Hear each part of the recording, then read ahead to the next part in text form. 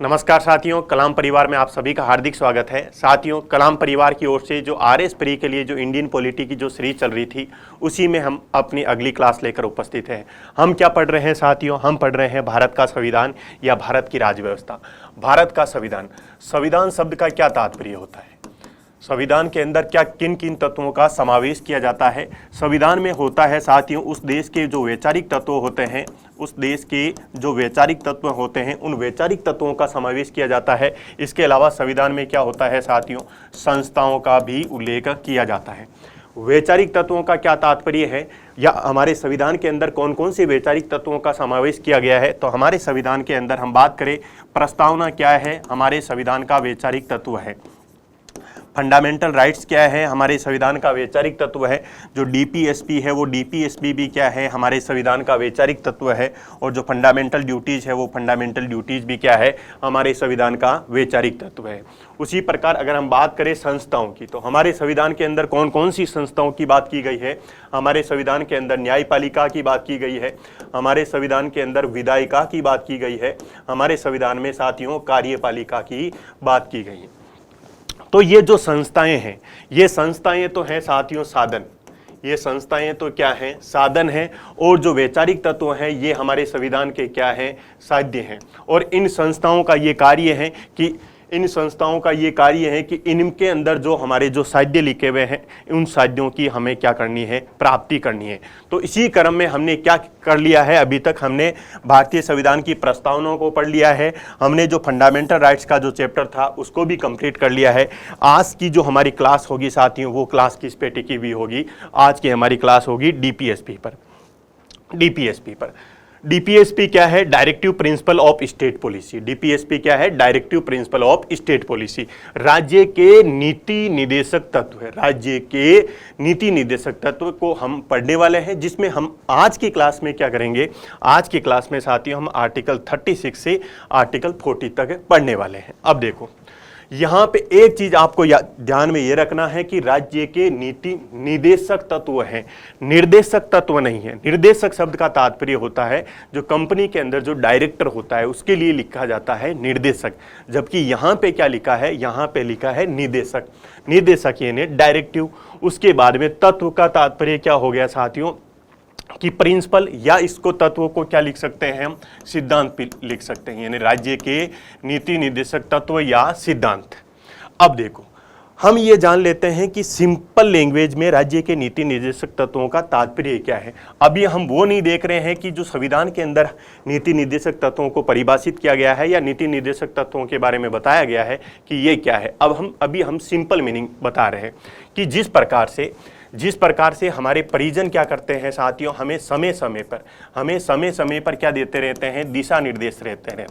समय समय पर हमें क्या देते रहते हैं? दिशा निर्देश देते रहते हैं। उसी प्रकार से हमारा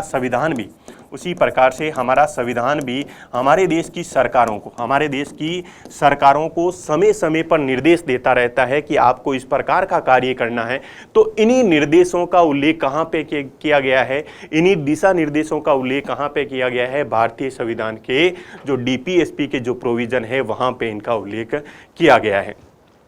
तो लिखा है राज्य। क्या लिखा है साथियों? राज्य क्या करता है? राज्य क्या करता है साथियों? विधि का निर्माण करता है या नीति का निर्माण करता है? राज्य क्या करता है? विधि का निर्माण करता है या नीति का निर्माण करता है? जब राज्य विधि का निर्माण करेगा या नीति का निर्माण करेगा, तो उस समय वो किस प्रकार के दिशा निर्देशों की पालना करेगा? तो उस समय वो जिस दिशा निर्देशों की पालना करेगा, वो दिशा निर्देश ही क्या है साथियों? वो दिशा निर्देश ही डीपीएसपी है। जो डीपीएसपी है, ये डीपीएसपी भारतीय संविधान के भाग 4 में उल्लेखित किए गए हैं। भाग 4 में अगर बात करें भारतीय संविधान ये है, तो इस भारतीय संविधान में कुल कितने भाग हैं? कुल भाग हैं 22। उसमें से जो भाग संख्या 4 है, ये भाग संख्या 4 किससे संबंधित है? डीपीएसपी से संबंधित है। और इसमें भी जो आर्टिकल 36 से लेकर आर्टिकल 51 तक के जो कॉन्स्टिट्यूशनल प्रोविजन है या जो आर्टिकल हैं, वो किससे संबंधित हैं? वो डीपीएसपी से संबंधित हैं। क्वेश्चन ये उठा कि हमारे संविधान निर्माताओं ने भारतीय संविधान के अंदर डीपीएसपी के प्रोविजनों को क्यों सम्मिलित किया, या इनके को शामिल करने के पीछे उद्देश्य क्या था। अब देखो, हमें केवल आज़ादी नहीं चाहिए थी साथियों, हमें केवल ब्रिटिश सत्ता से आज़ादी नहीं चाहिए थी, अपितु हमारे संविधान निर्माताओं ने ये महसूस किया कि हमें क्या करना है, एक नए भारत का निर्माण करना है। हमें क्या करना है, एक नए भारत का निर्माण करना है। हमें अंग्रेजी सत्ता से आज़ाद ही नहीं होना है, अपितु हमें किसकी प्राप्ति करनी है, स्वराज की प्राप्ति करनी है। तो स्वराज की प्राप्ति करने के लिए हमें क्या करना पड़ेगा, हमारे संविधान के अंदर डीपीएसपी से संबंधित प्रावधानों को जोड़ना पड़ेगा। हमें क्या करना था साथियों, एक समावेशी भारत के लक्ष्य को प्राप्त करना था। अगर समावेशी लक्ष्य के भारत को की प्राप्ति करना है, अर्थात समावेशी भारत ऐसा भारत होगा जिसमें देश के सभी भौगोलिक क्षेत्रों की क्या हो, भागीदारी हो। एक ऐसा भारत होगा जिसमें समाज के सभी वर्गों की भागीदारी हो। एक ऐसा भारत होगा जिसमें जो सभी आर्थिक क्षेत्र हैं उनकी क्या होगी, भागीदारी होगी। इसके अलावा हमारे देश में क्या करना था साथियों, सामाजिक एवं आर्थिक लोकतंत्र की स्थापना करनी थी। हमारे देश में कौन से लोकतंत्र की स्थापना करनी थी, सामाजिक एवं आर्थिक लोकतंत्र की स्थापना करनी थी। इसीलिए हमारे संविधान में कौन सा प्रोविजन इंक्लूड किया गया साथियों, डीपीएसपी के प्रोविजन इंक्लूड किए गए। अब हम देखते हैं कि ये जो डीपीएसपी का जो प्रोविजन है, इस प्रोविजन की पृष्ठभूमि किस प्रकार की रही है, अर्थात जो डीपीएसपी की संवैधानिक यात्रा, डीपीएसपी की क्या देखने वाले हैं साथियों, हम संवैधानिक यात्रा देखने वाले हैं, या इसकी पृष्ठभूमि के बारे में हम जानकारी प्राप्त करने वाले हैं। अर्थात हम ये देखने वाले हैं कि जब भाग 4 के अंदर डीपीएसपी के प्रावधान सम्मिलित किए गए, क्या उससे पहले भी हिस्ट्री के अंदर कोई ऐसा इवेंट हुआ क्या जब डीपीएसपी की बात की गई, तो उनके बारे में हम देखते हैं। सबसे पहले होता है साथियों एक कराची अधिवेशन।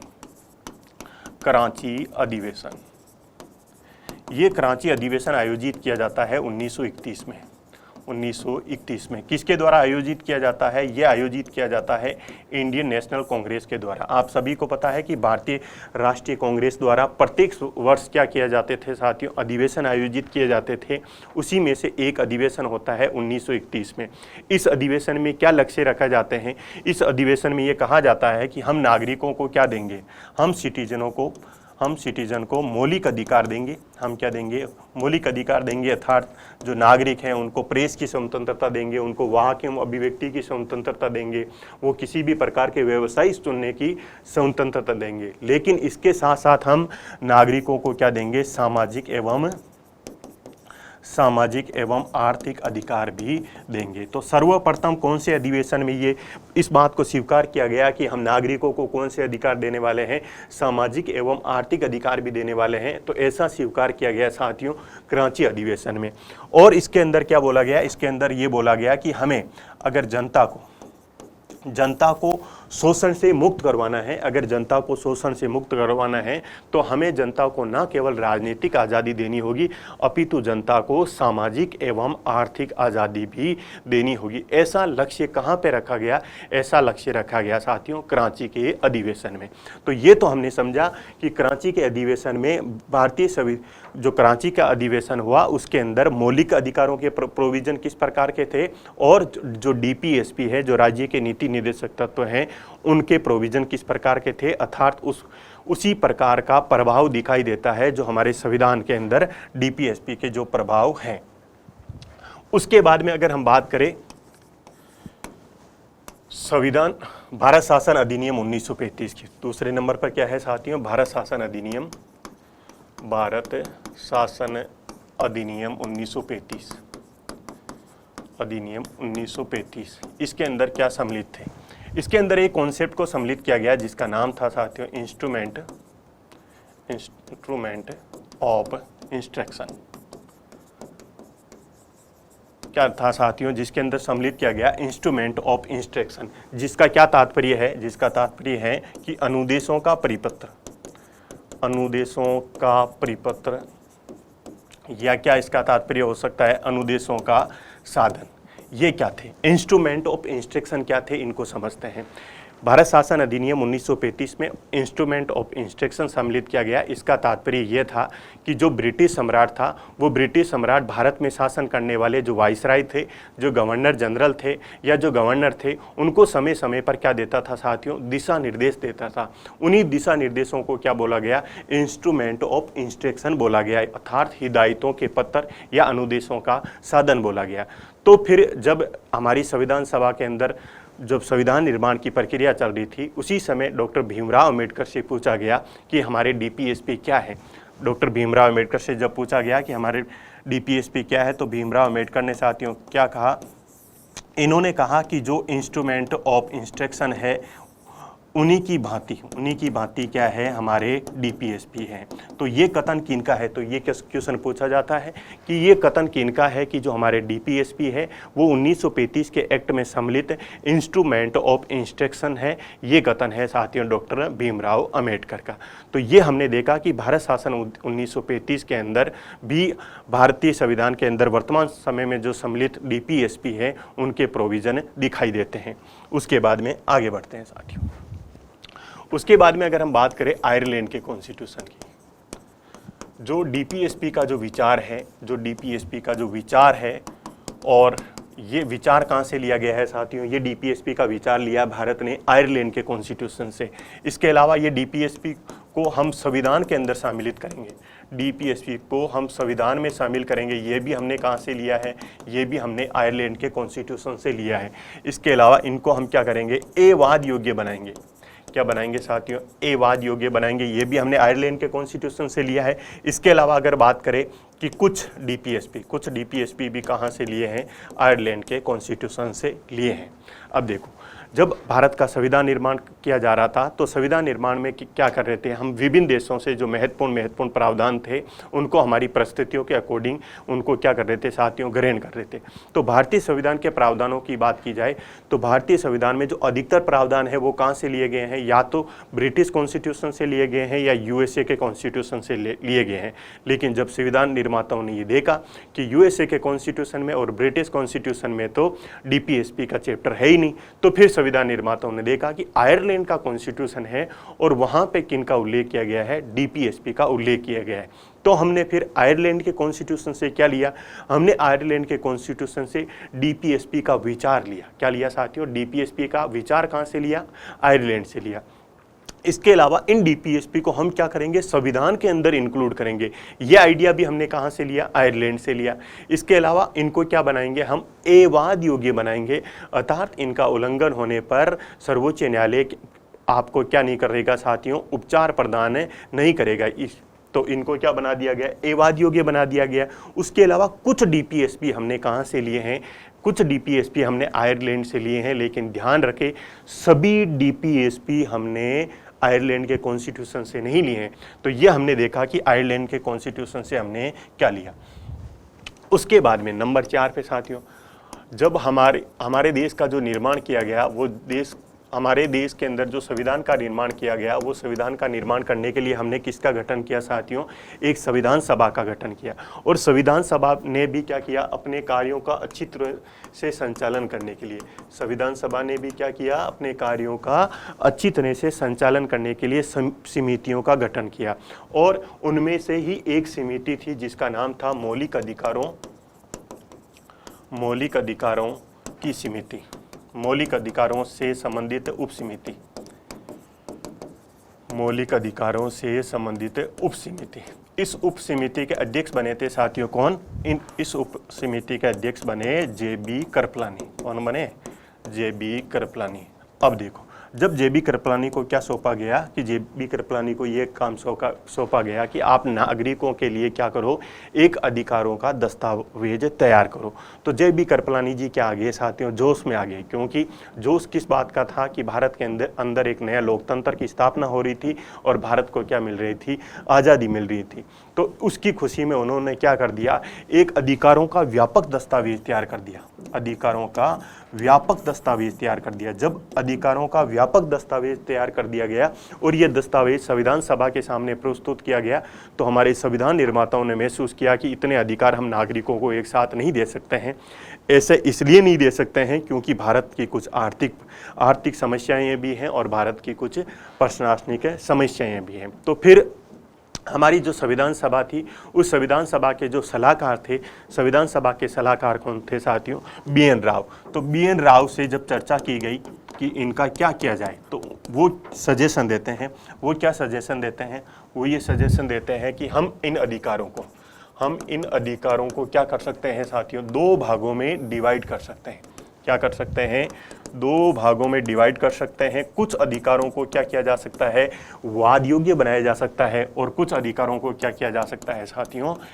वाद योग्य बनाया जा सकता है। ये सजेशन किसके द्वारा दिया जाता है? हमारे जो संविधान सभा थी और संविधान सभा के जो सलाहकार थे BN राव, उनके द्वारा ऐसा सजेशन दिया जाता है।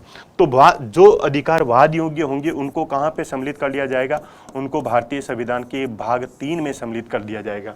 और इसमें किस प्रकार के अधिकार होंगे? इसके अंदर जो अधिकार होंगे वो नागरिक अधिकार होंगे, सिविल राइट्स होंगे। किस प्रकार के अधिकार होंगे? नागरिक अधिकार होंगे। अर्थात नागरिक होने के कारण उस व्यक्ति को जो अधिकार मिलने चाहिए, ये अधिकार व्यक्ति के ही है। तो राज्य क्या नहीं करेगा? उनसे ये अधिकार छीनेगा नहीं, अपितु राज्य क्या करेगा? उन अधिकारों की रक्षा करने का प्रयास करेगा। तो ये है साथियों नागरिक अधिकार। और इनको क्या बनाया गया साथियों? वाद योग्य बनाया गया। वाद योग्य बनाने का तात्पर्य है कि अगर भाग 3 में सम्मिलित अधिकारों का उल्लंघन किया जाता है तो आर्टिकल 32 के तहत आप क्या कर सकते हैं? संवैधानिक उपचारों का अधिकार प्राप्त कर सकते हैं। लेकिन अगर हम बात करें भारतीय संविधान के भाग 4, तो भारतीय संविधान के भाग 4 में जिन अधिकारों को सम्मिलित किया गया वो किस प्रकार के अधिकार थे? वो अधिकार थे साथियों सामाजिक एवं आर्थिक अधिकार। किस प्रकार के अधिकार थे? सामाजिक एवं आर्थिक अधिकार। और इन सामाजिक एवं आर्थिक अधिकारों को वाद योग्य बनाया गया। अर्थात अगर इन अधिकारों का उल्लंघन किया जाता है तो उस कंडीशन में आप कहां पे नहीं जा सकते हो? सर्वोच्च न्यायालय में उपचारों के लिए नहीं जा सकते हो। तो ये हमने समझने का प्रयास किया साथियों कि हमारा जो DPSP का अध्याय है, उस DPSP के अध्याय की संवैधानिक यात्रा किस प्रकार की थी, उसकी ऐतिहासिक पृष्ठभूमि किस प्रकार की थी, जिसमें हमने जाना कि कराची के अधिवेशन से किस प्रकार से ये DPSP का अध्याय प्रभावित होता है। उसके बाद में भारत शासन अधिनियम 1935 में इंस्ट्रूमेंट ऑफ इंस्ट्रक्शन का क्या प्रोविज़न होता है। उसके बाद में हमने देखा कि आयरलैंड के कॉन्स्टिट्यूशन से हमने क्या क्या चीज़ें ली हैं। उसके बाद में जो मौलिक अधिकारों से संबंधित जो उप समिति बनी, और उसके बाद में BN राव किस प्रकार से सजेशन देते हैं और वो बोलते हैं कि इन अधिकारों को हम क्या कर सकते हैं? 2 भागों में डिवाइड कर सकते हैं। कुछ अधिकारों को वाद योग्य बनाया जा सकता है और कुछ अधिकारों को हम क्या कर सकते हैं? वाद योग्य बना सकते हैं। अब हम क्या करते हैं साथियों? जो DPSP से संबंधित जो कॉन्स्टिट्यूशनल प्रोविज़न है, उन कॉन्स्टिट्यूशनल प्रोविज़नों का अध्ययन प्रारंभ करते हैं। तो मैंने बताया कि आर्टिकल 36 से लेकर आर्टिकल 51 तक क्या है, किससे संबंधित प्रोविज़न है साथियों? राज्य के नीति निर्देशक तत्वों से संबंधित प्रोविज़न है। तो हम एक एक आर्टिकल का अध्ययन प्रारंभ करते हैं। सबसे पहले हम देखते हैं कि आर्टिकल 36 क्या बोलता है। आर्टिकल 36 देखो साथियों, 12 × 3, तो भारतीय कितने हो गए? 36। भारतीय कितने हो गए साथियों? 36। आर्टिकल 12 के अंदर हमने क्या पढ़ा था साथियों? राज्य की परिभाषा। आर्टिकल 12 में हमने क्या पढ़ा था? राज्य की परिभाषा। तो आर्टिकल 36 में भी क्या है साथियों? राज्य की परिभाषा। यहाँ पे जो राज्य की परिभाषा का कॉन्टेक्स्ट था वो किसके संदर्भ में था? मौलिक अधिकारों के संदर्भ में था। जबकि यहाँ पे जो राज्य की परिभाषा है वो राज्य की परिभाषा किसके कॉन्टेक्स्ट में है? ये है साथियों DPSP के कॉन्टेक्स्ट में। और क्या लिखा है? आर्टिकल 36 में लिखा है कि राज्य की परिभाषा वही होगी जो आर्टिकल 12 के अंदर आपको हमने समझा दी है।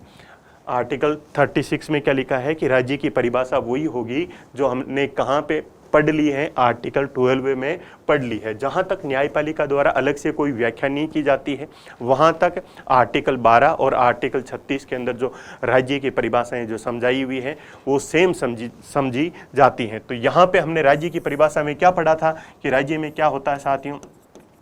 संघ की विधायिका और संघ की कार्यपालिका को सम्मिलित किया जाता है। इसके अलावा क्या होता है, राज्य की विधायिका एवं राज्य की कार्यपालिका को सम्मिलित किया जाता है। इसके अलावा क्या होता है, जितने भी जो हमारी स्थानीय स्वशासन की जो इकाइयाँ हैं, उन स्थानीय स्वशासन की इकाइयों को भी किसकी परिभाषा में सम्मिलित किया जाता है, राज्य की परिभाषा में सम्मिलित किया जाता है।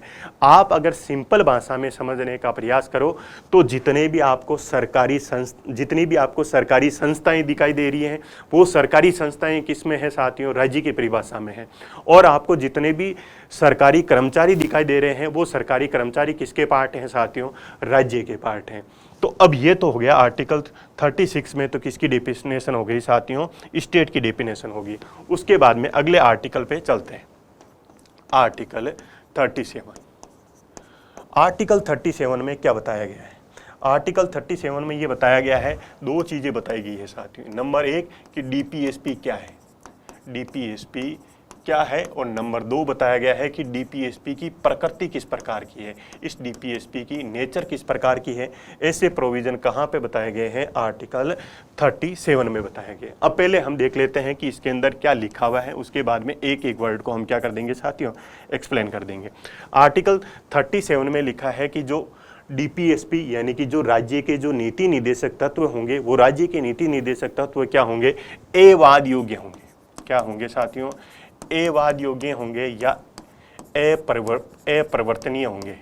इंग्लिश में एक ही शब्द है साथियों, नॉट इन्फोर्सेबल होंगे। क्या होंगे, नॉट इन्फोर्सेबल होंगे। उसके अलावा क्या लिखा है कि ये डीपीएसपी क्या है, शासन संचालन के मूलभूत तत्व है, शासन संचालन के मूलभूत तत्व होंगे।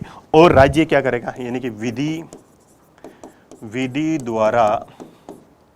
द्वारा इनका क्रियान्वयन करना, यानी इम्प्लीमेंटेशन करना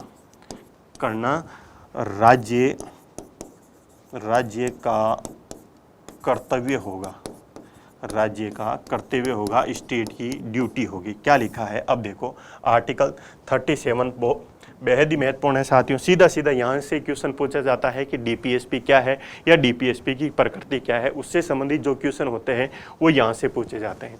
सबसे पहले क्या लिखा है कि डीपीएसपी क्या होंगे, एवाद योग्य होंगे। क्या होंगे, अपरिवर्तनीय होंगे, अर्थात नॉट इन्फोर्सेबल होंगे। जबकि हमने आर्टिकल 32 के अंदर क्या लिखा था, जब आर्टिकल 32 पढ़ा था, हमने पढ़ा था कि फंडामेंटल राइट्स क्या होंगे साथियों, इन्फोर्सेबल होंगे। सर्वोच्च न्यायालय द्वारा इनको क्या किया जाएगा, इन्फोर्समेंट इनका किया जाएगा। अब देखो, लेकिन अगर मान लीजिए किसी भी नागरिकों के जो डीपीएसपी है, उन डीपीएसपी का क्या किया जा रहा है, उल्लंघन किया जा रहा है, या राज्य क्या कर रहा है, जो डीपीएसपी के अंदर जो प्रावधान लिखे गए हैं उनका उल्लंघन कर रहा है, तो उस कंडीशन में आप उपचारों के लिए कहाँ पे नहीं जा सकते हो साथियों, सर्वोच्च न्यायालय नहीं जा सकते हो।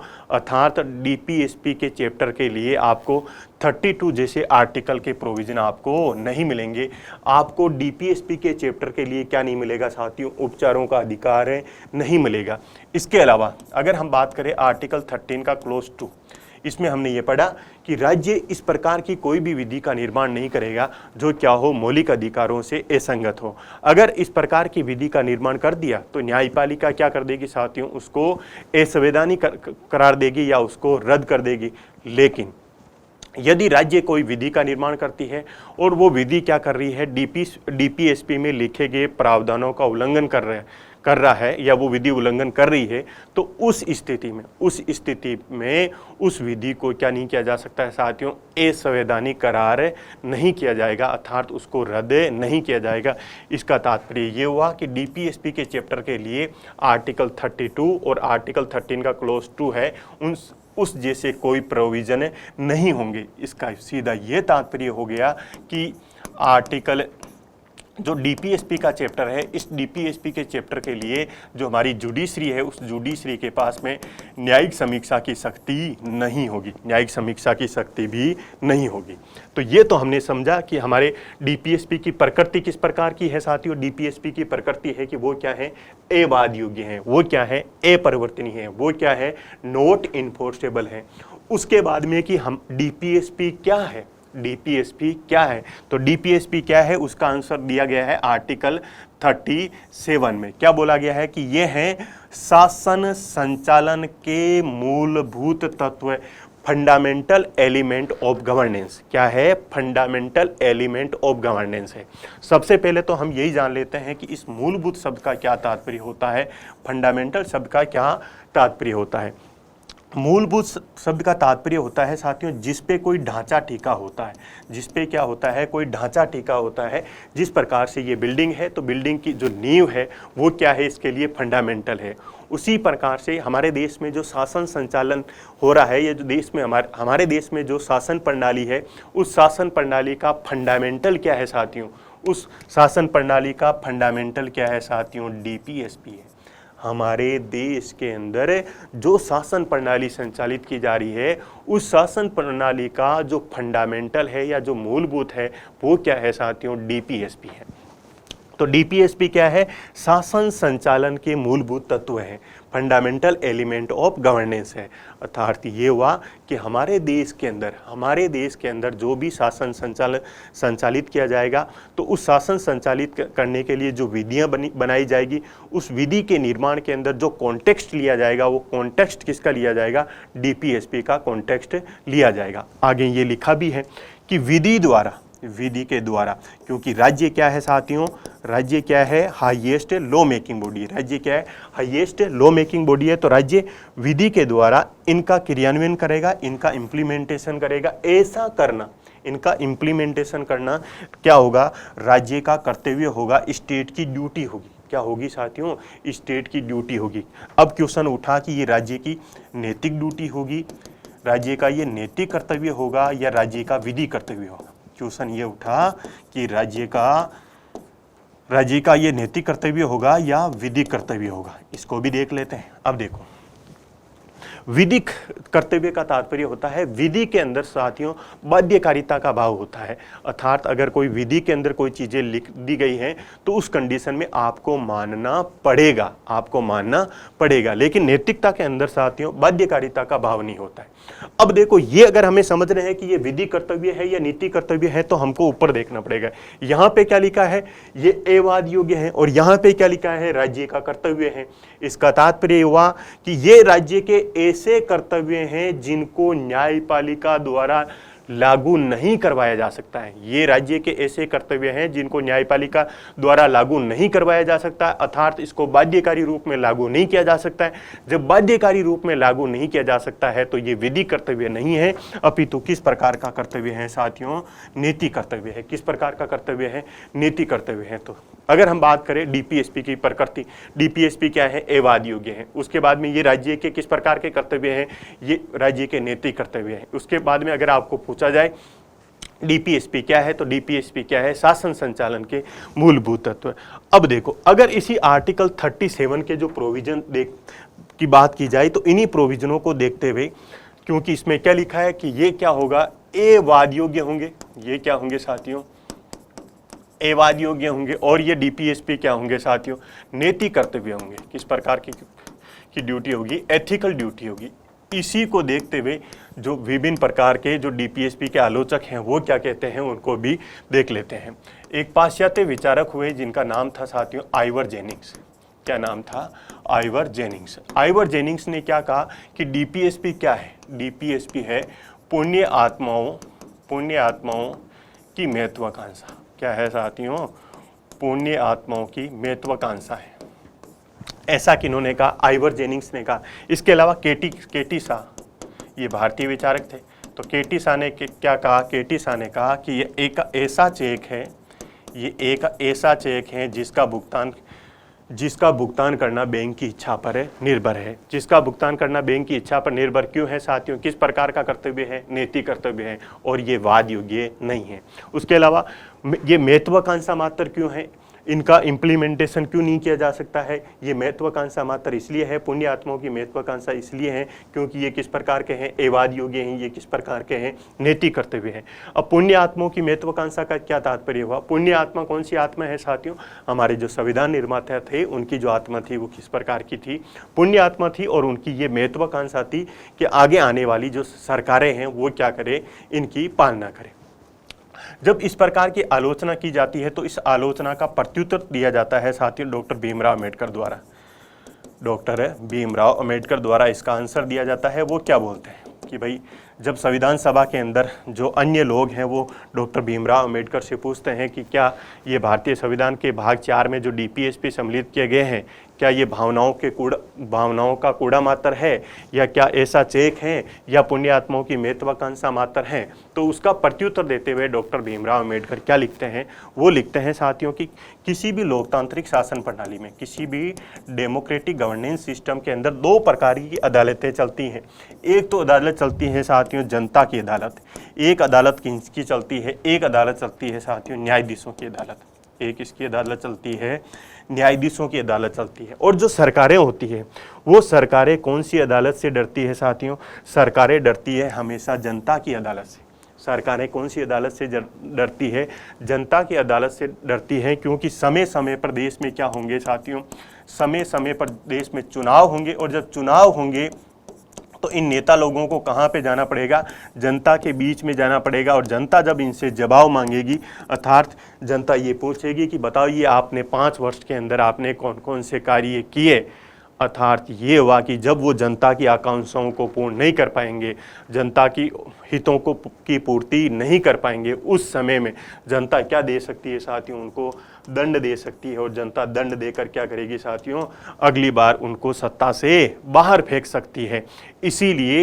इसीलिए डॉक्टर भीमराव अम्बेडकर ने कहा कि इन जो डीपीएसपी की जो ये आलोचनाएं की जा रही है ये असंगत है या ये तार्किक नहीं है, क्योंकि लोकतांत्रिक प्रणाली भारत के अंदर अपनाई गई है, समय समय पर चुनाव होंगे और अगर कोई सरकार जनता के प्रति जवाबदेह नहीं होगी तो जनता 5 वर्ष बाद में उसको क्या कर देगी साथियों, घर पे बैठा देगी। इसीलिए ये नैतिक होते हुए भी या एवाद योग्य होते हुए भी इनकी बेहद महत्वपूर्ण भूमिका है। अगर हम बात करें तो सरकारों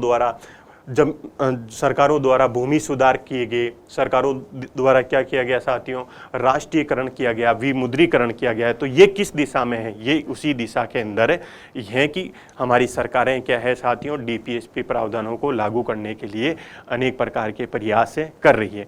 तो ये हमने समझा आर्टिकल 37 के बारे में, जिसमें हमने ये जाना था कि डीपीएसपी क्या है, डीपीएसपी की प्रकृति क्या है, उसके बाद में उसकी आलोचना क्या की जाती है, उसके बाद में डॉक्टर भीमराव अम्बेडकर ने उनका क्या आंसर दिया। अब अगले आर्टिकल की तरफ चलते हैं। आर्टिकल है साथियों 38। इसमें क्या प्रयोग, पहले तो हम ये देख लेते हैं कि इसमें क्या प्रोविज़न लिखे हैं, उसके बाद में एक एक प्रोविज़न को समझ लेंगे कि राज्य लोगों के कल्याण में अभिवृद्धि,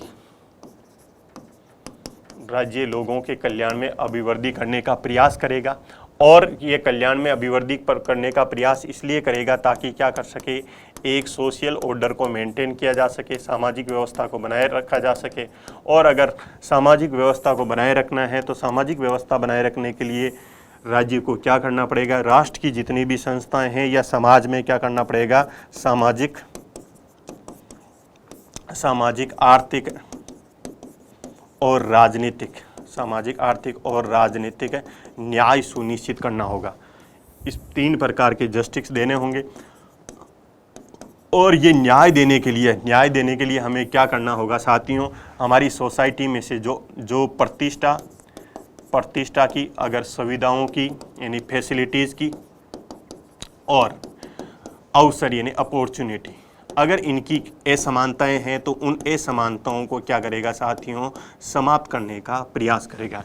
इतने ये प्रोविज़न लिखा है साथियों आर्टिकल 38 के अंदर। अभी समझ में आ जाएगा एक एक प्रोविज़न को जब देखेंगे। क्या लिखा है कि राज्य क्या करेगा, लोगों के कल्याण में अभिवृद्धि करने का प्रयास करेगा।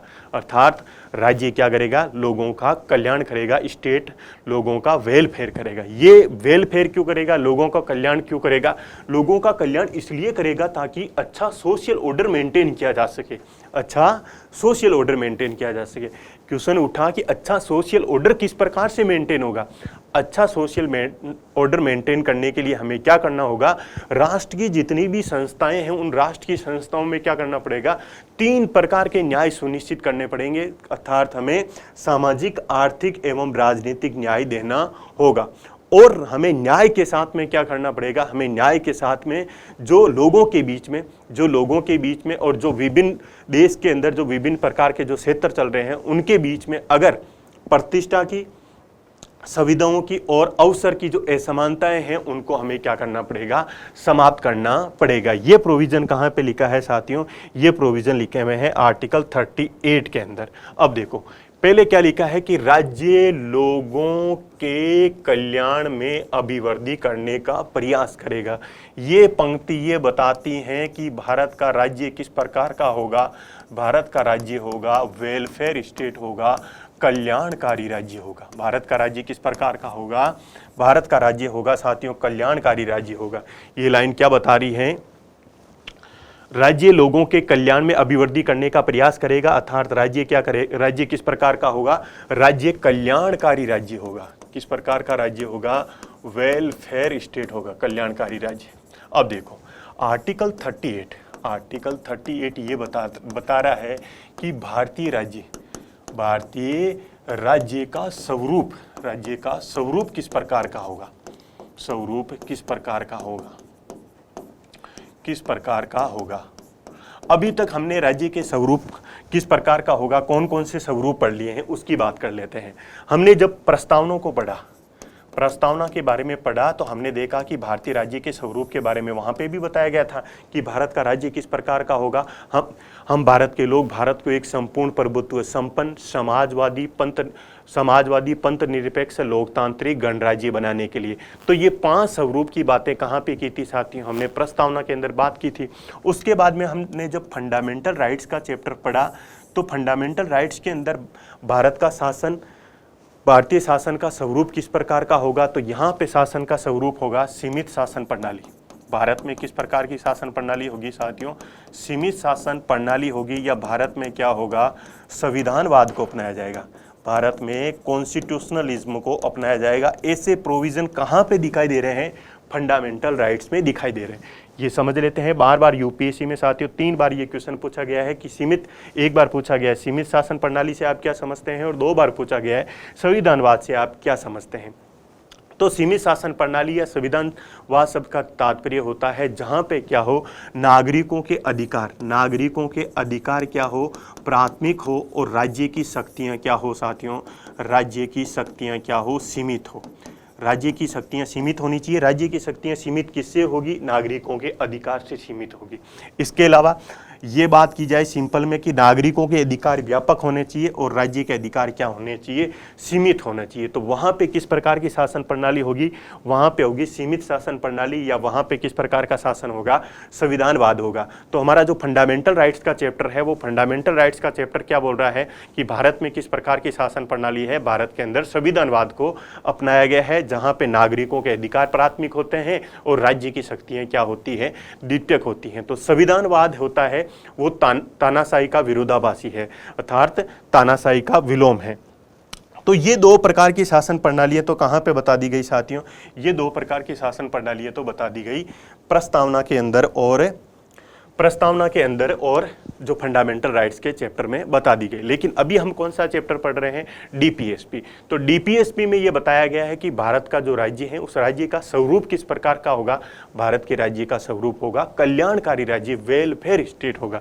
क्वेश्चन उठा कि भारत में कल्याणकारी राज्य क्यों होगा, हमारे संविधान निर्माताओं ने कल्याणकारी राज्य के प्रोविजन क्यों किए, उसके बाद में हम देखेंगे कि कल्याणकारी राज्य क्या है। अब देखो कल्याणकारी राज्य क्यों, जिस समय हमारा देश का निर्माण किया जा रहा था उस समय की अगर भारतीय परिस्थितियां देखी जाए तो हमारे संविधान निर्माताओं ने यह महसूस किया भारत के सभी लोगों की हैसियत एक समान नहीं है। भारत के सभी लोगों की हैसियत क्या नहीं है साथियों, एक समान नहीं है। भारत के सभी लोगों की क्षमताएं एक समान नहीं है, अर्थात भारतीय समाज किस प्रकार का है, विषमता मूलक है। भारतीय समाज किस प्रकार का है, भारतीय समाज में डिस्पेरिटी है या विषमता है। अतः हमें क्या करना है, हमें समतापूर्ण समाज का निर्माण करना है, हमें समतापूर्ण समाज का निर्माण करना है। अगर हमें समतापूर्ण समाज का निर्माण करना है तो राज्य को आगे आना पड़ेगा और राज्य को क्या करना पड़ेगा, लोगों का उत्थान करने का प्रयास लोगों का उत्थान करने का प्रयास करना पड़ेगा। राज्य को क्या करना पड़ेगा साथियों, लोगों के जीवन में सकारात्मक भागीदारी निभानी होगी।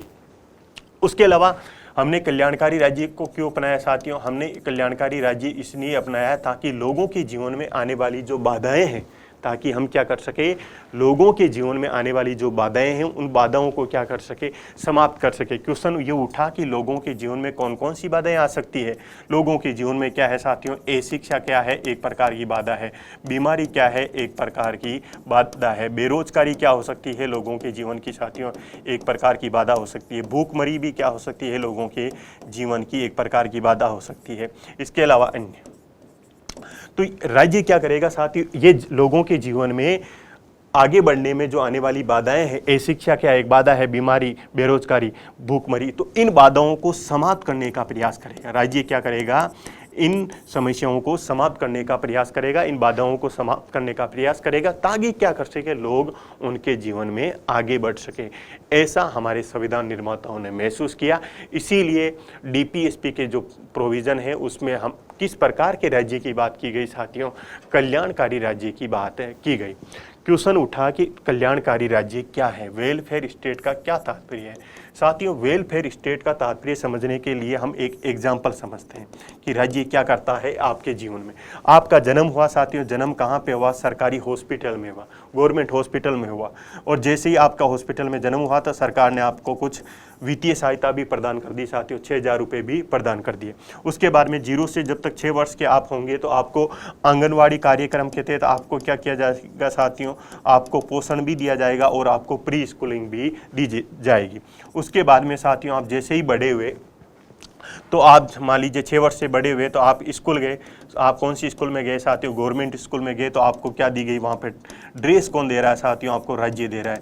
आपको जो पाठ्य पुस्तकें हैं वो भी कौन दे रहा है साथियों, राज्य दे रहा है। इसके अलावा आपको निःशुल्क शिक्षा की इसके द्वारा दी जा रही है, राज्य के द्वारा दी जा रही है। जैसे ही आप बड़े हुए, मान लीजिए 18 वर्ष के हुए तो आपको रोजगार चाहिए, तो आपको सरकारी नौकरी के द्वारा राज्य क्या दे रहा है साथियों, आपको नौकरी दे रहा है। अगर मान लीजिए कोई नौकरी नहीं लग पाया तो कुछ समय के लिए राज्य द्वारा क्या दिया जा रहा है, बेरोजगारी भत्ता भी दिया जा रहा है। उसके बाद में साथियों आप मान लीजिए जीवन की यात्रा में वृद्ध हुए तो वृद्ध होने पर राज्य क्या कर रहा है साथियों, आपको पेंशन प्रोवाइड कर रहा है। अगर वृद्धावस्था में आप बीमार हुए तो फिर से राज्य क्या कर रहा है साथियों, आपको हॉस्पिटल की सुविधा प्रदान कर रहा है। तो यहाँ पे राज्य क्या कर रहा है साथियों, पूरे जन्म में आपको गोद में लिए हुए हैं। राज्य क्या कर रहा है, राज्य सेवा की संस्था के रूप में, राज्य क्या कर रहा है, सेवा की संस्था के रूप में आपके लिए भलाई का कार्य कर रहा है। राज्य किसकी तरह कार्य कर रहा है साथियों, राज्य दाई माँ के रूप में कार्य कर रहा है। राज्य हमेशा 24 घंटे आपके सामने हाथ फैलाए हुए हैं और आपकी सहायता कर रहा है। तो ये सहायता करने वाला राज्य, ये सेवा करने वाला राज्य, ये शिक्षा देने वाला राज्य, ये स्वास्थ्य की सुविधा देने वाला राज्य, या ये इंदिरा गांधी रसोई योजना के तहत आपको भोजन देने वाला राज्य, ये आपको पोषण देने वाला राज्य कौन सा राज्य है साथियों, ये ही कल्याणकारी राज्य है। तो कल्याणकारी राज्य का तात्पर्य हो गया कि एक प्रकार की सेवा की संस्था के रूप में जब राज्य काम करता है तो वो किस प्रकार का राज्य होता है साथियों, कल्याणकारी राज्य होता है। लेकिन एक कॉन्सेप्ट और भी चलता है साथियों, वो है पुलिस राज्य। पुलिस राज्य क्या होता है साथियों, पुलिस राज्य यानी पुलिस स्टेट क्या होगा, पुलिस स्टेट का तात्पर्य है जिसका कार्य क्या होता है, लॉ एंड ऑर्डर को मेंटेन करना होता है। तो यहाँ पर राज्य किसके रूप में काम करता है साथियों, रेगुलेटरी स्टेट के रूप में काम करता है। तो जब रेगुलेटरी स्टेट के रूप में जब राज्य कार्य करे तब वो पुलिस राज्य होता है। लेकिन वही राज्य जब सेवा की संस्था के रूप में काम करे, आपको फ्री में अनाज दे, आपको फ्री के अंदर क्या दे साथियों, दलिया दे, आपको पोषण दे, आपको क्या दे साथियों, शिक्षा दे, स्वास्थ्य दे, तब वो किस प्रकार का राज्य है, कल्याणकारी राज्य। तो अभी तक हमने क्या जाना, अभी तक हमने ये जाना कि डीपीएसपी के चैप्टर में जो भारत में जो राज्य का स्वरूप अपनाया गया है वो किस प्रकार का अपनाया गया है, कल्याणकारी राज्य का स्वरूप अपनाया गया है। तो कल्याणकारी राज्य का स्वरूप भारत में क्यों अपनाया गया, उसके बाद में हमने ये भी देखा कि कल्याणकारी राज्य क्या होता है और पुलिस राज्य से किस प्रकार से कल्याणकारी राज्य भिन्न होता है। उसके बाद में तो राज्य क्या करेगा, राज्य लोगों के कल्याण में अभिवृद्धि करने का प्रयास करेगा। इसका तात्पर्य हो गया कि भारत में जो राज्य का स्वरूप है वो राज्य का स्वरूप किस प्रकार का हो गया, कल्याणकारी राज्य हो गया। उसके बाद में बोला गया है ये लोगों का कल्याण क्यों करेगा साथियों, ताकि सोशल ऑर्डर मेंटेन रह सके, ताकि क्या हो सके, सोशल ऑर्डर मेंटेन रह सके। अब देखो सोशल ऑर्डर कैसे मेंटेन रहेगा, हमारे संविधान निर्माताओं ने ये महसूस किया कि जो हमारा समाज है वो समाज क्या है साथियों, एक कड़ी के रूप में जुड़ा हुआ है। हमारा समाज एक चेन के रूप में या एक कड़ी के रूप में जुड़ा हुआ है। अगर इसमें से एक भी कड़ी कमजोर हुई तो ये चेन क्या हो सकती है साथियों, चेन टूट सकती है। एक भी कड़ी कमजोर हुई तो ये चेन टूट सकती है। अर्थात अगर देश के अंदर एक भी नागरिक कमजोर हुआ, अगर देश के अंदर एक जाति कमजोर हुई, अगर देश के अंदर एक वर्ग कमजोर हुआ, तो उस कंडीशन में हमारा सोसाइटी के अंदर क्या हो सकता है साथियों, डिसऑर्डर उत्पन्न हो सकता है। क्या हो सकता है, डिसऑर्डर उत्पन्न हो सकता है। इसलिए क्या करेगा साथियों, राज्य लोगों के कल्याण करेगा और राज्य के लोगों का कल्याण करके क्या करेगा, सोशल ऑर्डर को अच्छी तरह से मेंटेन रखेगा, सोशल ऑर्डर को अच्छी तरह से मेंटेन रखेगा। उसके बाद में लिखा है भाई अच्छा सोशल ऑर्डर तब मेंटेन रह पाएगा जब सोसाइटी के अंदर क्या हो साथियों, जस्टिस हो।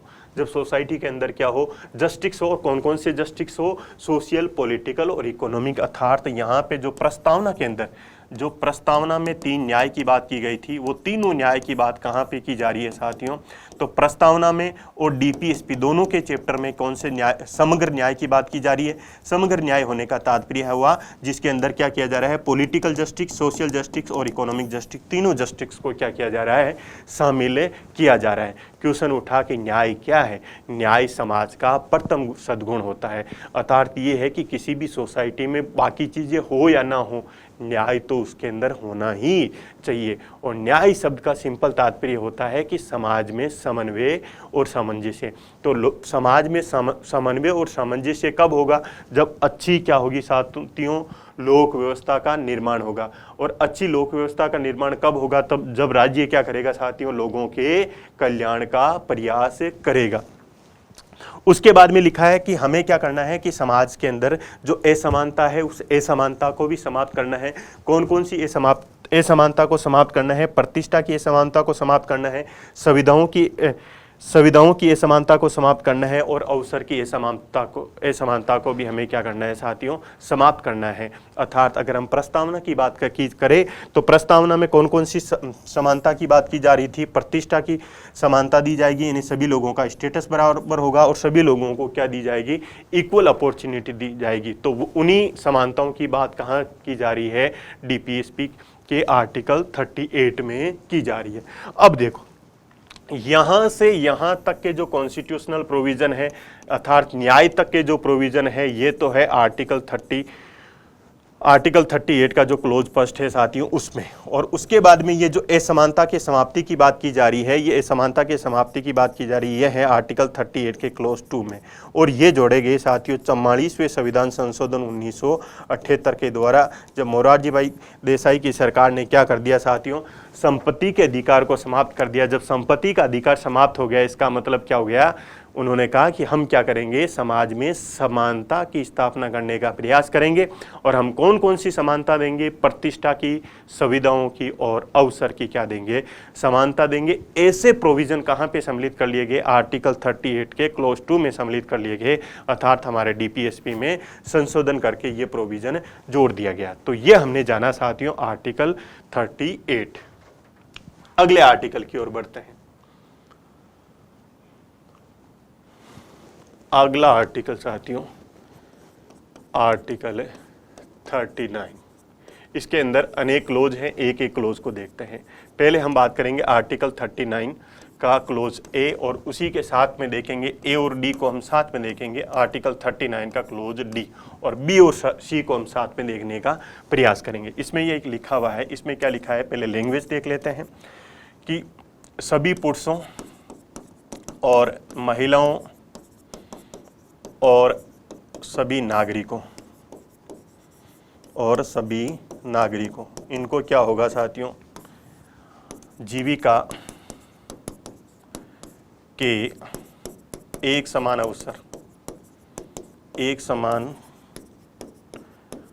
अवसर प्रदान करना। इसके अलावा पहले ये देख ले, इसमें भी क्या लिखा हुआ है कि इसके अंदर लिखा हुआ है कि सभी महिलाओं को और सभी पुरुषों को, इनको क्या किया जाएगा, इनको समान कार्य के लिए समान वेतन दिया जाएगा, समान वेतन दिया जाएगा। अब इन दोनों प्रोविजनों को एक साथ देखते हैं। क्लोज ए में क्या लिखा है और क्लोज डी में क्या लिखा है। क्लोज ए में लिखा है कि जो हमारा देश के अंदर जो राज्य हैं, अर्थात हमारे देश की जितनी भी सरकारी संस्थाएं हैं और राज्य द्वारा जितनी भी जो नीतियां बनाई जाती हैं या राज्य द्वारा जितनी भी विधियां बनाई जाती हैं, ये विधि इस प्रकार से बनाई जाएगी कि हम क्या करेंगे, सभी महिलाओं को, सभी पुरुषों को और भारत के सभी नागरिकों को आजीविका के या जीविका के एक समान अवसर क्या कर सके साथियों, प्रदान कर सके। आजीविका के या जीविका के एक समान अवसर प्रदान कर सके, ये तो लिखा है क्लोज ए के अंदर। क्लोज डी के अंदर क्या लिखा है कि हाँ, ये बात तो सही है कि हम सभी लोगों को आजीविका के एक समान अवसर प्रदान करेंगे, लेकिन यह है कि अगर समान कार्य कर रहे हैं महिला और पुरुष, तो समान कार्य कर रहे हैं तो उसके लिए उनको समान वेतन दिया जाएगा।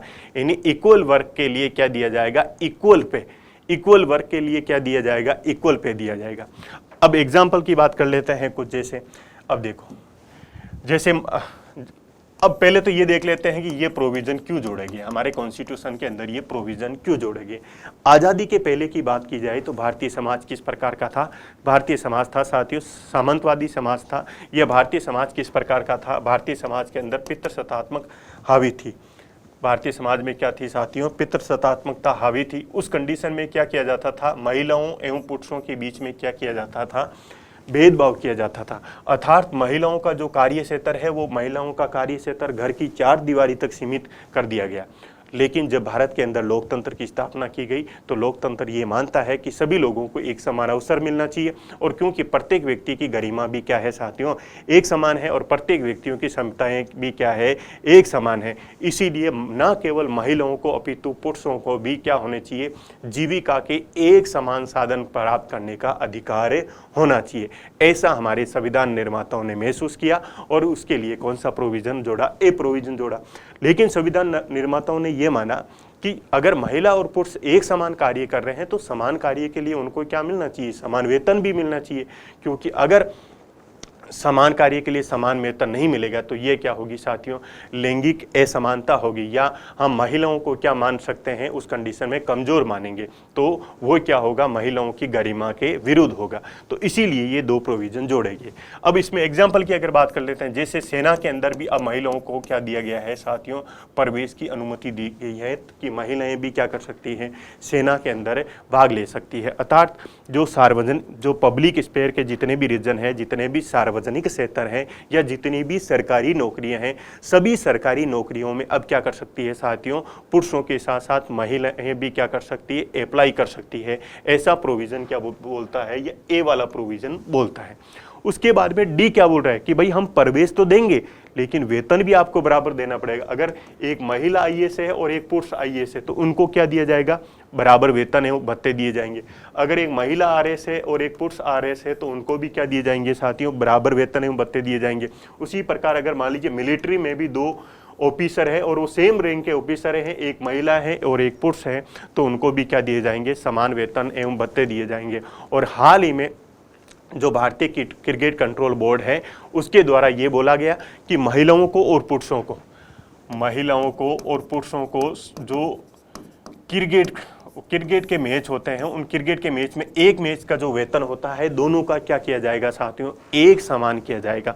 तो यहाँ पे बीसीसीआई क्या कर रहा है साथियों, जो डीपीएसपी का जो क्लोज डी लिखा हुआ है उसका क्रियान्वयन करने का प्रयास कर रहा है। तो ये तो हमने समझा आर्टिकल 39 का क्लोज ए क्या बोल रहा है और डी क्या बोल रहा है। ए बोलेगा कि सभी को जीविका के एक समान साधन देंगे, डी बोल रहा है कि जीविका के एक समान साधन तो देंगे लेकिन सेम का एक समान कार्य के लिए क्या किया जाएगा, एक समान वेतन भी दिया जाएगा। उसके बाद में हम बात करते हैं आर्टिकल 39 बी की, और उसके साथ में हम देखेंगे आर्टिकल 39 सी। इनकी बात कर लेते हैं। इनके बारे में हमने साथियों जब संपत्ति का अधिकार पढ़ा तो संपत्ति के अधिकार में भी आपको मैंने बताया था कि इसमें क्या लिखा है कि देश के जितने भी भौतिक संसाधन हैं, देश के जितने भी फिजिकल रिसोर्सेज हैं, भौतिक संसाधनों का स्वामित्व एवं नियंत्रण, भौतिक संसाधनों का स्वामित्व एवं नियंत्रण इस प्रकार से सुनिश्चित किया जाएगा ताकि हम क्या कर सकें, ताकि हम सामुदायिक भलाई या कॉमन गुड, हम क्या कर सके, कॉमन गुड की क्या कर सके साथियों, प्राप्ति कर सकें। पहले ये भी देख लेते हैं इसका प्रोविज़न क्या है, फिर हम डिस्कस कर लेंगे कि इसका प्रोविज़न ये बोला है कि भारत के अंदर जो अर्थव्यवस्था है, इंडिया के अंदर अर्थव्यवस्था का संचालन, इन ऑपरेशन ऑफ इकोनॉमी, संचालन इस प्रकार से किया जाएगा कि जो धन, यानी वेल्थ और उत्पादन के साधन, उत्पादन के साधन, यानी means of production, means of production, उनका क्या नहीं हो, लाभकारी हाथों में संकेंद्रण, यानी कि कंसंट्रेशन नहीं हो, ये लिखा है सी के अंदर। अब हम समझते हैं ए प्रोविजन क्या बोल रहा है, बी प्रोविजन क्या बोल रहा है कि देश के अंदर जितने भी फिजिकल रिसोर्सेज है, देश के अंदर जितने भी फिजिकल रिसोर्सेज का तात्पर्य हो गया जल, जंगल और जमीन, ये हो गए फिजिकल रिसोर्सेज, इनका हम क्या करेंगे, ओनरशिप और कंट्रोल इस प्रकार से सुनिश्चित करेंगे ताकि क्या कर सके, हम सामुदायिक भलाई को सुनिश्चित कर सके। अर्थात ये बोल रहा है कि हमारे देश के अंदर जो संसाधन हैं, उन संसाधनों का उद्देश्य क्या होना चाहिए, उन संसाधनों का उद्देश्य होना चाहिए, देश के अंदर जितने भी जो रिसोर्सेज हैं, उन रिसोर्सेज का उद्देश्य होना चाहिए समुदाय की भलाई करना होना चाहिए, ना कि किसी इंडिविजुअल की भलाई करना होना चाहिए। अर्थात ये हुआ कि हमारे देश के अंदर जितनी भी जो संपत्ति है, उस संपत्ति का प्रयोग कोई व्यक्ति अपने इंडिविजुअल के लिए नहीं करेगा, अपितु देश की जो संपत्ति है उसका प्रयोग किसके लिए किया जाएगा, समुदाय की भलाई के लिए किया जाएगा। राज्य इस प्रकार की नीतियां बनाएगा ताकि देश के जो संसाधन है उससे हम क्या कर सके, कॉमन गुड की प्राप्ति कर सके।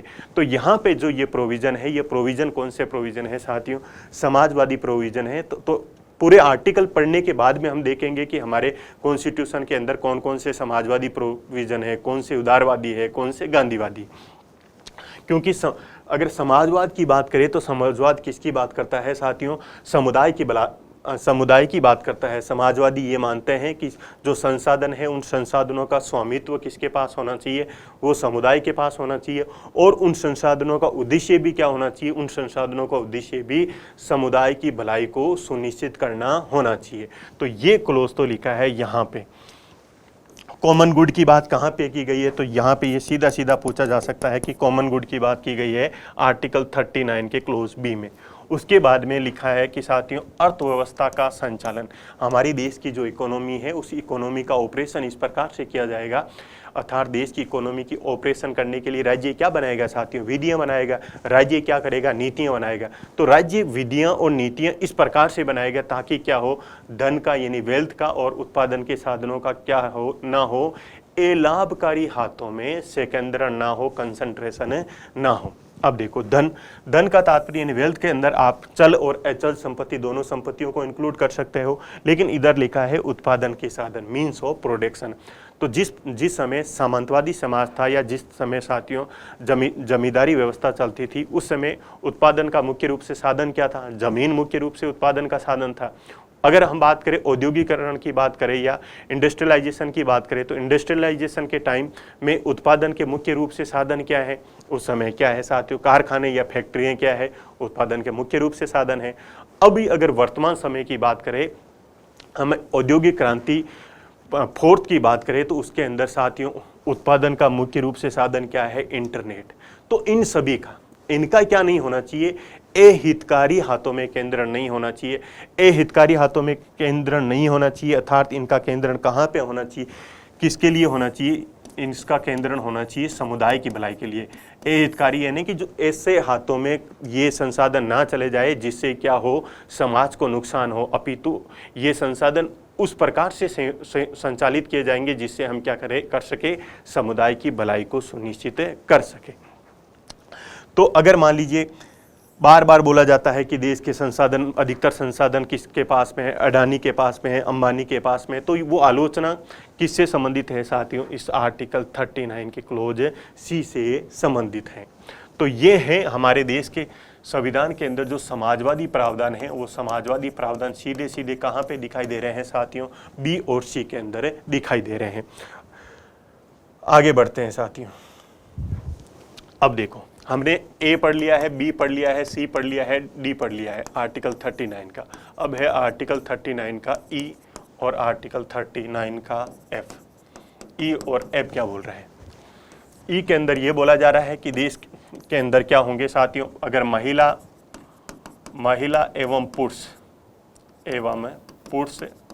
कर्मकार, यानी कि कर्मकार यानी जो कार्य करने वाले जो लोग हैं, या बच्चे, या आर्थिक व्यवस्था क्या बोला गया है साथियों इसके अंदर ये लिखा गया है कि जो राज्य नीतियां बनाएगा, ये राज्य को ये निर्देश दिया गया है, राज्य को ये डायरेक्शन दिया जाता है। क्या डायरेक्शन दिया जाता है कि वो क्या करेगा कि अगर महिलाएं और पुरुष कहीं पे कार्य कर रही हैं तो वो इस प्रकार का कार्य नहीं करना चाहिए जो उनकी स्वास्थ्य के लिए क्या हो साथियों, हानिकारक हो, उनकी शक्ति के लिए क्या हो, हानिकारक हो। तो अगर इस प्रकार के कोई कार्य किए जा रहे हैं तो राज्य उसको रोकने का प्रयास करेगा। जैसे अगर गर्भवती महिला कहीं किसी कारखाने में कार्य कर रही है तो वो उसके स्वास्थ्य के लिए क्या है साथियों, हानिकारक है, तो राज्य उसको रोकने का प्रयास करेगा। उसके अलावा बच्चों की जो सुकुमार आयु है, अर्थात जो बच्चों की जो खेलने की आयु है, जो बच्चे की पढ़ने की आयु है, उसका क्या नहीं होना चाहिए, दुरुपयोग नहीं होना चाहिए। राज्य उस दुरुपयोग को रोकने का प्रयास करेगा। अगर कहीं पे बच्चा क्या कर रहा है, बाल श्रम कर रहा है, तो राज्य उसको रोकने का प्रयास करेगा। उसके अलावा आर्थिक व्यवस्था में कोई ऐसा कार्य ना कर ले जो उसकी आयु के अनुकूल नहीं हो या उसकी शारीरिक योग्यताओं के अनुरूप नहीं हो। अगर मान लीजिए कोई दिव्यांग क्या कर रहा है साथियों, रिक्शा चला रहा है, या कोई वृद्धजन रिक्शा चला रहा है, तो ये क्या है, ये इस DPSP का उल्लंघन है। तो राज्य क्या करेगा, जो वृद्धजन है या दिव्यांग जो लोग हैं उनको क्या करेगा साथियों, पेंशन प्रोवाइड करेगा, ताकि क्या हो सके, वो इस प्रकार के कार्य करने से बच सके जो आर्थिक व्यवस्था में उनके द्वारा किए जा रहे हैं। तो ये तो हो गया आर्टिकल 39 का क्लोज ई। एफ क्या बोला जा रहा है, एफ में क्या बोला गया है साथियों, ये भी बच्चों से संबंधित है, ये इसमें क्या बोला गया है साथियों, इसमें बोला गया है जो बच्चे हैं हमें क्या करना है, बच्चों को एक तो गरिमा में जीवन देना है। बच्चों को क्या करना है साथियों, एक गरिमा में जीवन देना है। बच्चों को क्या करना है, हमें स्वतंत्र वातावरण प्रदान करना है। हमें बच्चों को क्या करना है, शोषण से मुक्त करना है। हमें बच्चों को क्या करना है, उनकी बाल्यावस्था का संरक्षण प्रदान करना है। ये प्रोविज़न कहाँ पे लिखे हैं, ये ऐप के अंदर लिखे हैं। क्या करना है साथियों, बच्चों को गरिमा में जीवन जी सके, यानी बच्चे भी अपनी डिग्निटी के साथ जीवन जी सके। बच्चे डिग्निटी के साथ जीवन कब जिएंगे, जब वो बाल श्रम नहीं करेंगे, अपितु क्या करेंगे साथियों, शिक्षा ग्रहण करेंगे। जब उनकी पढ़ने की आयु है तो उस समय वो कहाँ पे होंगे, विद्यालय में होंगे, तो वो क्या है, उनका गरिमा में जीवन होगा। उसी प्रकार बच्चों को हमें क्या करना है, शोषण से दूर रखना है। राज्य प्रयास करेगा कि कहीं पे बाल श्रम की गतिविधियां नहीं की जाए या बच्चों के साथ में किसी भी प्रकार का शोषण ना हो। बच्चों के विकास के लिए किस प्रकार का वातावरण उपलब्ध करवाया जाएगा, राज्य के द्वारा स्वतंत्र वातावरण उपलब्ध करवाया जाएगा। तो ये है हो गया साथियों क्लोज ऐप। तो हमने क्या पढ़ लिया साथियों, हमने पढ़ लिया है आर्टिकल 39 के जो क्लोज है उसमें A, B, C, D, E, F यहाँ तक पढ़ ली है। अब अगला जो आर्टिकल है वो अगला आर्टिकल है साथियों आर्टिकल 39 का क्लोज कैपिटल है। इसमें क्या लिखा है, इसमें लिखा है कि इक्वल जस्टिस समान न्याय एवं निःशुल्क विधिक सहायता। ये कहाँ पे लिखा है, आर्टिकल 39 के क्लोज आर्टिकल 39 का जो क्लोज है ए यानी कि कैपिटल ए में। अब ये आपको मैंने पहले भी बताया, जहाँ पे कैपिटल ए लिखा होता है इसका तात्पर्य ये भारत के संविधान में, मूलभूत संविधान के अंदर ये प्रोविजन नहीं थे, अपितु संविधान संशोधन के द्वारा क्या किया गया है, इनको जोड़ा गया है। तो ये कौन से संविधान संशोधन द्वारा जोड़ा गया, 42वें संविधान संशोधन 1976 के द्वारा ये प्रोविजन जोड़ा गया। कौन सा, आर्टिकल 39 का क्लोज ए। इसमें क्या लिखा है कि समान न्याय यानी इक्वल जस्टिस दिया जाएगा और फ्री लीगल एड दी जाएगी। फिर उसमें क्या लिखा है कि राज्य इस प्रकार का विधिक तंत्र यानी कि लीगल सिस्टम बनाएगा, राज्य इस प्रकार का लीगल सिस्टम बनाएगा ताकि अगर कोई व्यक्ति आर्थिक रूप से कमज़ोर है, अगर कोई व्यक्ति आर्थिक रूप से कमज़ोर है या अगर व्यक्ति कोई अन्य रूप से क्या है अयोग्य है, तो उस कंडीशन में वो क्या ना रह सके साथियों, वो न्याय के अवसर से वंचित ना रह सके। वो क्या नहीं रह सके, न्याय के अवसर से वंचित नहीं रह सके। अर्थात राज्य इस प्रकार का प्रयास करेगा कि न्याय आपके द्वार हो। न्याय क्या हो साथियों, आपके द्वार हो। क्योंकि जब हमने क्या कर लिया साथियों, आज़ादी के बाद में हमने न्यायपालिका को तो अपना लिया, लेकिन न्यायपालिका में न्याय प्राप्त करने के लिए आपको क्या देना पड़ता है, वकीलों को उच्च फीस देनी पड़ती है। लेकिन जो समाज के जो बीपीएल वर्ग हैं, दिव्यांग वर्ग हैं या जो समाज के अन्य कमज़ोर वर्ग हैं, वो न्याय तक अपनी पहुंच आसानी से नहीं बना सकते हैं। तो उस कंडीशन में ये प्रोविज़न जोड़ा गया, जिसमें यह प्रावधान किया गया कि जो समाज के जो कमज़ोर वर्ग होंगे, जो आर्थिक रूप से कमज़ोर वर्ग होंगे या अन्य आधारों पर जो कमज़ोर वर्ग होंगे, उनके लिए राज्य क्या करेगा, इक्वल जस्टिस देगा और फ्री लीगल एड प्रोवाइड करेगा। इसी को लागू करने के लिए नालसा 1987 के अंदर एक एक्ट पारित किया गया जिसका नाम है national legal service authority act. और इसके अंदर क्या किया गया साथियों, भारत के अंदर एक त्रिस्तरीय इस प्रकार की संरचना बनाएगी। अगर हम राष्ट्रीय स्तर की बात करें तो राष्ट्रीय स्तर पर क्या बनाया गया, नेशनल लीगल सर्विस अथॉरिटी बनाएगी। और स्टेट लेवल की बात करें तो स्टेट लीगल सर्विस अथॉरिटी बनाएगी। और डिस्ट्रिक्ट लेवल की बात करें तो डिस्ट्रिक्ट लीगल सर्विस अथॉरिटी बनाएगी। ये इनका क्या कार्य होता है साथियों, इनका कार्य होता है कि जो समाज के जो कमज़ोर वर्ग हैं वह उन तक न्याय पहुंचा सके और न्याय के बारे में समय समय पर ये क्या करते हैं साथियों, लोगों में जागरूकता पैदा करते हैं। तो ये एक्ट इसलिए बनाया गया ताकि नीति निर्देशक तत्व के अंदर जो ये प्रोविजन लिखा है इसको क्या किया जा सके, लागू किया जा सके या इसको क्या किया जा सके, क्रियान्वित किया जा सके। आगे बढ़ते हैं साथियों। तो ये हमने पढ़ लिया आर्टिकल 39 के जितने भी क्लोज हैं। अब है हमारा आर्टिकल 40। आर्टिकल 40 किससे रिलेटेड है साथियों, ग्राम पंचायतों का संगठन यानी ऑर्गेनाइजेशन ऑफ ग्राम पंचायत। इसमें क्या लिखा है कि राज्य क्या करेगा, ग्राम पंचायतों के गठन के लिए कदम उठाएगा। राज्य क्या करेगा, राज्य ग्राम पंचायतों के लिए गठन के लिए कदम उठाएगा। क्वेश्चन उठा कि कदम उठाने के लिए राज्य को क्या करना पड़ेगा, तो ग्राम पंचायतों को शक्तियाँ देनी पड़ेगी। ग्राम पंचायतों को क्या देना पड़ेगा साथियों, प्राधिकार यानी अथॉरिटी देनी पड़ेगी। और ये शक्तियाँ या प्राधिकार क्यों प्रदान करने होंगे, ताकि हम ग्राम पंचायतों को क्या कर सके, एक स्वशासन, ताकि हम ग्राम पंचायतों को क्या कर सके साथियों, एक स्वशासन की इकाई के रूप में विकसित कर सके। तो ये तो लिखा हुआ है आर्टिकल 40 में। आर्टिकल 40 में क्या लिखा है कि राज्य क्या करेगा, ग्राम पंचायतों के गठन का कदम उठाएगा और उसके लिए क्या करेगा, उनको शक्तियाँ या प्राधिकार प्रदान करेगा, ताकि क्या कर सके, ताकि ग्राम पंचायतों को सेल्फ गवर्निंग यूनिट के रूप में डेवलप किया जा सके, ऐसा प्रोविजन कहाँ पे लिखा है, आर्टिकल 40 में लिखा है। अब देखो ये प्रोविजन प्रभावित है साथियों गांधी जी की फिलोसॉफी से। गांधी जी किसकी बात करते थे, गांधी जी बात करते थे स्वराज की बात करते थे। अर्थात गांधी जी ये बात करते थे कि व्यक्ति पर किसका शासन होना चाहिए, व्यक्ति पर केवल व्यक्ति का शासन होना चाहिए, क्योंकि व्यक्ति किस प्रकार का होगा, आत्मनियंत्रित होगा, आत्म अनुशासित होगा। अतः व्यक्ति पर केवल किसका शासन होना चाहिए, व्यक्ति का शासन होना चाहिए, तो वही है स्वराज। लेकिन उन्होंने बाद में उन्होंने कहा कि स्वराज के लिए हमें क्या करना चाहिए, हमें ग्राम पंचायतों का गठन करना चाहिए। हमें किनका गठन करना चाहिए, ग्राम पंचायतों का गठन करना चाहिए। क्योंकि भारत कहाँ पे बसता है, साथियों, भारत गाँवों में बसता है। तो जो आर्टिकल 40 की बात की जाए तो आर्टिकल 40 की सहायता से हम क्या कर रहे हैं, गांधी जी के जो विजन हैं उनको लागू करने का प्रयास कर रहे हैं। लेकिन इस आर्टिकल को लेकर गांधी जी एवं अम्बेडकर के बीच में मतभेद थे। अम्बेडकर इनके बीच में मतभेद क्यों थे? क्योंकि गांधी जी ये मानते थे कि भारत कहाँ पे बसता है? गाँवों में बसता है। अगर भारत का विकास करना है तो हमें किसका विकास करना होगा? गाँवों का विकास करना होगा। लेकिन अम्बेडकर जी का मानना था कि गाँवों के बारे में उनका नकारात्मक दृष्टिकोण इसलिए था क्योंकि गाँवों के अंदर क्या था साथियों? भेदभाव था। गाँवों के अंदर क्या था साथियों? अस्पृश्यता थी।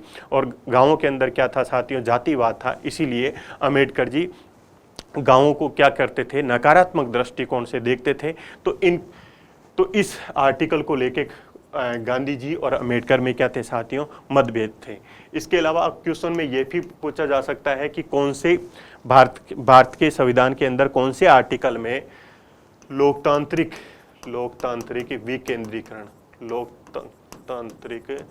विकेंद्रीकरण यानी डेमोक्रेटिक डिसेंट्रलाइजेशन की बात की गई है। तो भारतीय संविधान के आर्टिकल 40 की बात की जाए तो उसमें डेमोक्रेटिक डिसेंट्रलाइजेशन की बात की गई है। अर्थात इसमें कहा गया है कि जो शक्तियां हैं वो संघ सरकार से कहां पे आएगी? राज्य सरकार के पास में आएगी। और राज्य सरकार शक्तियां क्या करेगा? और डिसेंट्रलाइजेशन करके किनको देगा साथियों?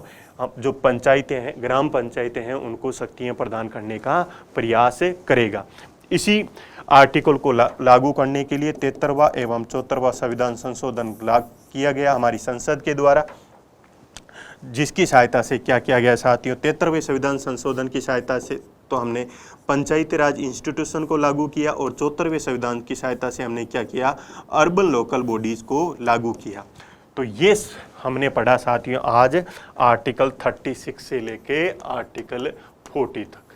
अब हम क्या करते हैं? इनसे संबंधित अगर कोई PYQs है जिसके अंदर मैक्सिमम जो क्वेश्चन है साथियों UPSC में पूछे हुए हैं, उन क्वेश्चनों को क्या कर लेते हैं साथियों? सोल्व कर लेते हैं। तो क्वेश्चन नंबर 1 पे आते हैं। तो क्वेश्चन नंबर 1,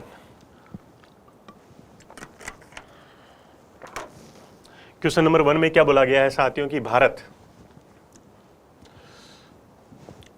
के संविधान के भाग 4 में, भारतीय संविधान के भाग 4 किससे संबंधित है? आप सभी को पता है कि DPSP से संबंधित है। तो DPSP के अंदर अंतर्निष्ठ जो प्रावधान है उनके संदर्भ में निम्नलिखित में से कौन सा कथन सही है? अर्थात आपको करेक्ट स्टेटमेंट बताना है। और वो ये करेक्ट स्टेटमेंट किसके कॉन्टेक्स्ट में बताना है? DPSP के कॉन्टेक्स्ट में आपको करेक्ट स्टेटमेंट बताना है कि वे न्यायालयों के द्वारा परिवर्तनीय होंगे।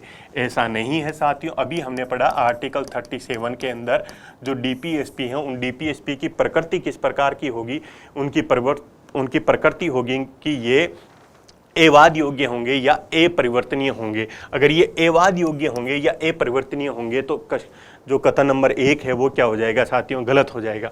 उसके बाद में वे किसी भी न्यायालय द्वारा परिवर्तनीय नहीं होंगे। तो ये तो बोला गया है कि इनको न्यायालय द्वारा परिवर्तनीय नहीं किया जाएगा। तो बी स्टेटमेंट तो क्या हो जाए? नंबर 2 स्टेटमेंट तो क्या हो जाएगा साथियों? करेक्ट हो जाएगा।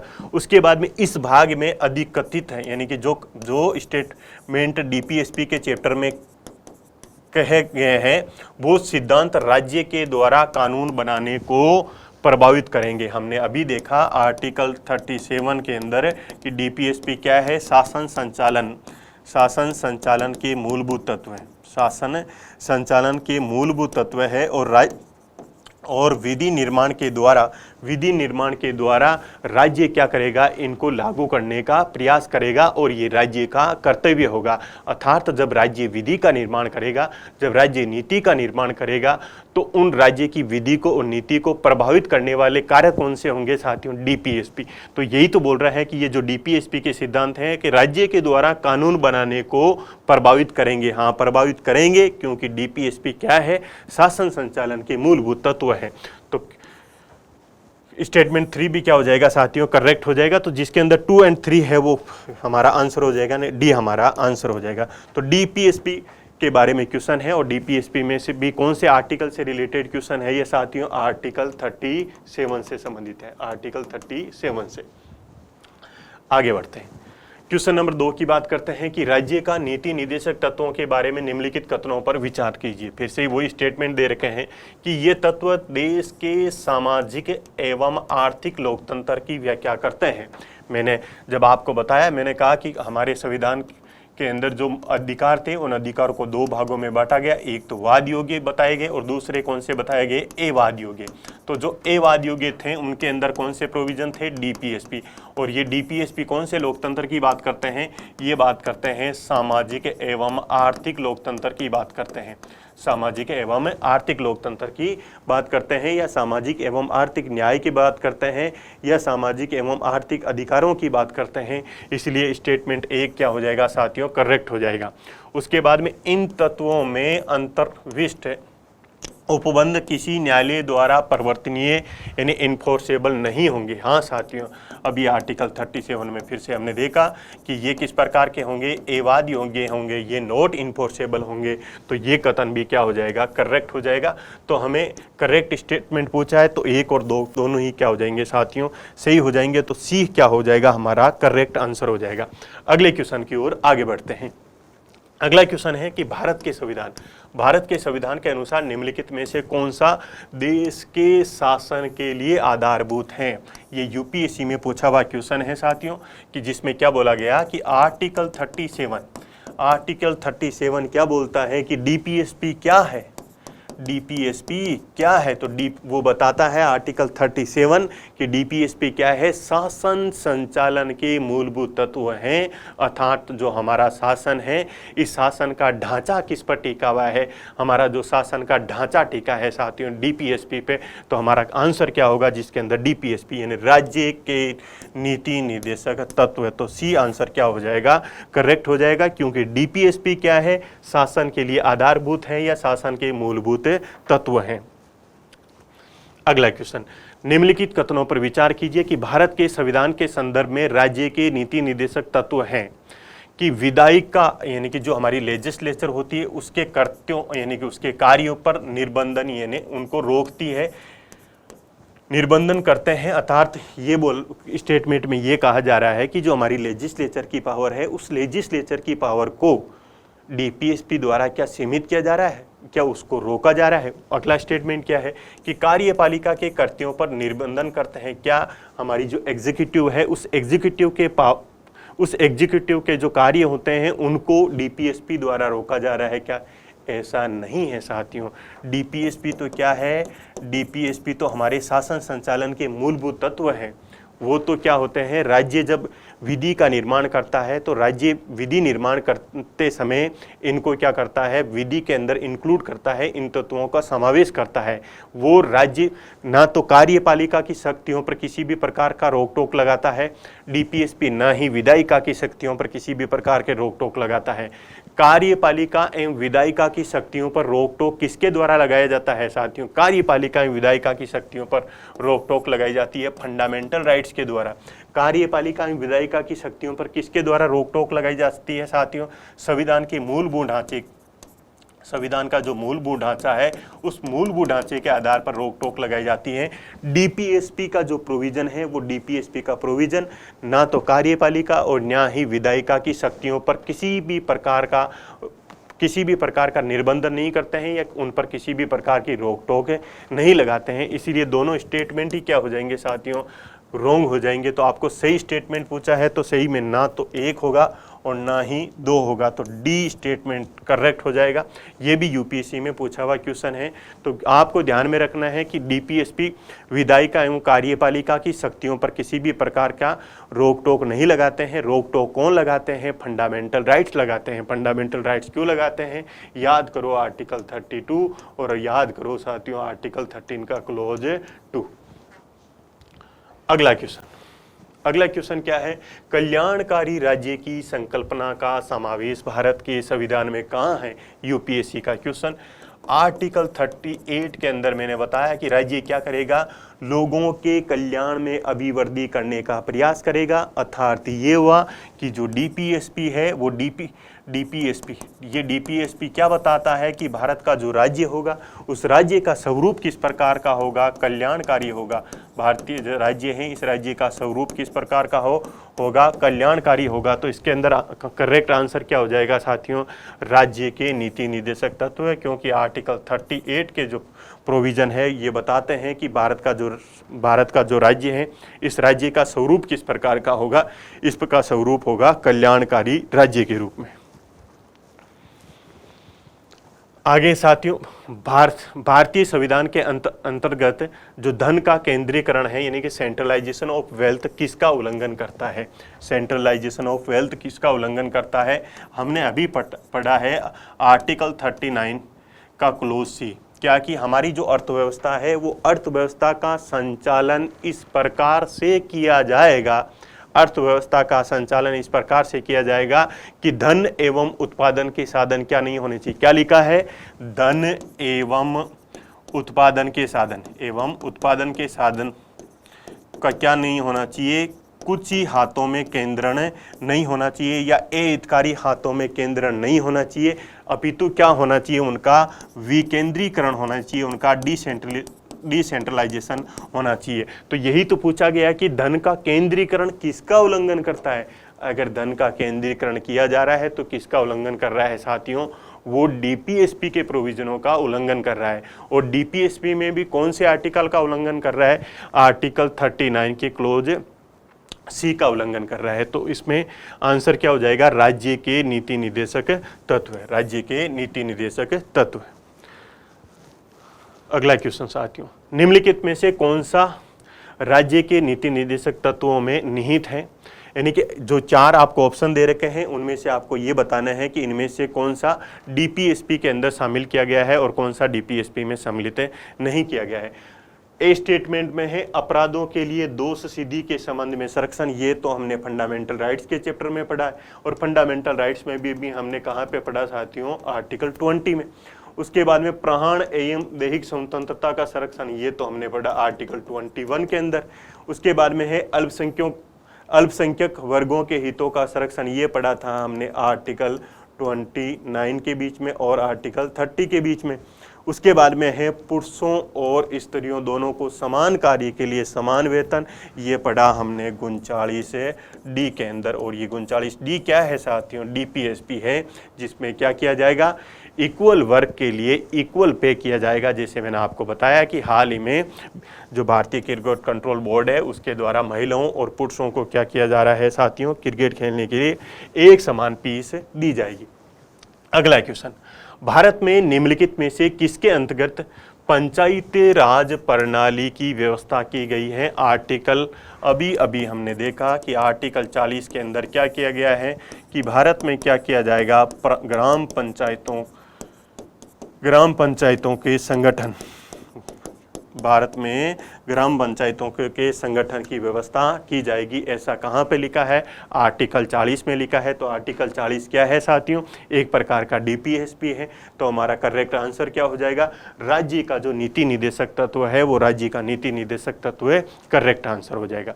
तो ये आज की हमारी क्लास रही, जिसमें हमने क्या जाना साथियों? जिसमें हमने आर्टिकल 36 से आर्टिकल 40 तक के जो कॉन्स्टिट्यूशनल प्रोविज़न है वो उनको बारे में अध्ययन किया, जिसमें हमने ये जानने का प्रयास किया कि डीपीएसपी क्या है, डीपीएसपी की प्रकृति किस प्रकार की है और डीपीएसपी का चैप्टर क्या बताता है कि हमारा जो राज्य होगा उस राज्य का स्वरूप किस प्रकार का होगा, कल्याणकारी राज्य क्या है, भारत में कल्याणकारी राज्य की व्यवस्था क्यों की गई। इसके अलावा आर्टिकल 39 के अंदर किस प्रकार के कॉन्स्टिट्यूशनल प्रोविज़न थे, आर्टिकल 40 के अंदर ग्राम पंचायत संगठन से संबंधित जो प्रोविज़न थे उनके बारे में हमने अध्ययन करने का प्रयास किया साथियों। आप सभी को बहुत बहुत धन्यवाद।